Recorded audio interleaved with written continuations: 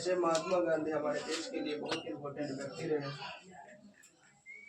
यहाँ ही नहीं, दक्षिण अफ्रीका, इंग्लैंड आदि कई देशों में महात्मा गांधी का बोलबाला रहा है। कई सारे आंदोलन भी किए, उसमें सफल भी हुए। आज वही जिसे हम ढोडू बाबा, अर्धनंगा फकीर यानी कि महात्मा गांधी, उसी के बारे में कई व्यक्ति जो कई नाम से महात्मा गांधी को पुकारा है, उसी के बारे में लोग देखने वाले हैं। सविनय अवज्ञा आंदोलन महात्मा गांधी के द्वारा चलाया गया था नमक कानून के विरोध में। देखिए, सविनय अवज्ञा आंदोलन, इसका प्रारंभ हुआ था 12 मार्च 1930 ईस्वी को और समाप्त हुआ था 1934 ईस्वी में। और इसका नेतृत्व महात्मा गांधी कर रहा था। नेतृत्व कौन कर रहा था? महात्मा गांधी। और सविनय अवज्ञा आंदोलन का उद्देश्य था ब्रिटिश सरकार के अन्यायपूर्ण कार्यों का कानून का अहिंसक तरीकों से उल्लंघन कर स्वराज प्राप्त करना। यानी कि सविनय अवज्ञा आंदोलन का मुख्य उद्देश्य था कि जो ब्रिटिश सरकार जो हम लोगों पर अत्याचार कर रहा है, देश हमारा, नमक हमारा, फिर भी हमारे देश में आकर के उस पर टैक्स लेना ये अन्याय है। इसके लिए महात्मा गांधी ने सविनय अवज्ञा आंदोलन की शुरुआत किया था, ताकि जो है हम अंग्रेज के विरोध में जीत सके, किसानों को हक दिला सके।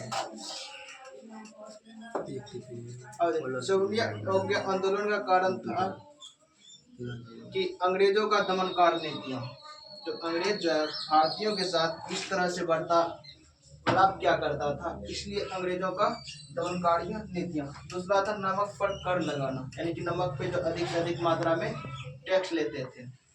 बताइए कि अंग्रेज यहाँ का नहीं है, कहाँ का? ब्रिटेन का है। शासन कहाँ कर रहा है? भारत पर आकर के। हम गुलाम किसका हुए? ब्रिटिश का।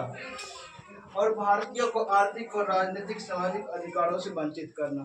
जो भारतीयों को आर्थिक, राजनीतिक और सामाजिक अधिकार मिला है, उससे भी ये लोग वंचित आकर के कर रहा था।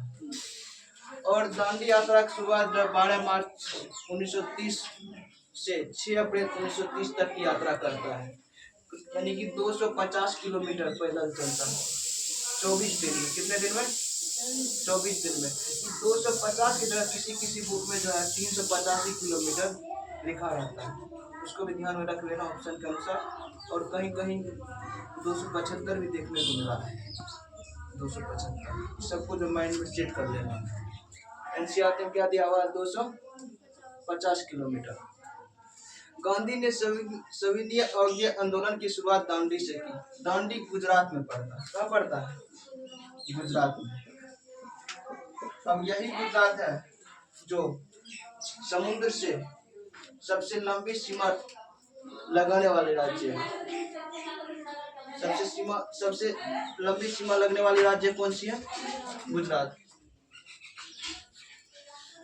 12 मार्च 1930 ईस्वी को साबरमती कहाँ पड़ता है? गुजरात में, जहाँ महात्मा गांधी ने अपनी आश्रम बनाया था। साबरमती आश्रम से 78 व्यक्ति के साथ कितने अनुयायी थे? 78। कितने अनुयायी थे? 78 अनुयायी के साथ दांडी समुद्र तट तक गांधी ने ऐतिहासिक यात्रा शुरू की। 24 दिनों में 250 किलोमीटर की पद यात्रा के पश्चात 5 अप्रैल 1930 को वे दांडी पहुंचने तक 6 अप्रैल को नमक समुद्र के पानी से नमक बनाकर कानून उल्लंघन, यानी कि 12 मार्च से चला, 5 अप्रैल को पहुंचा और 6 अप्रैल को कानून को तोड़ा।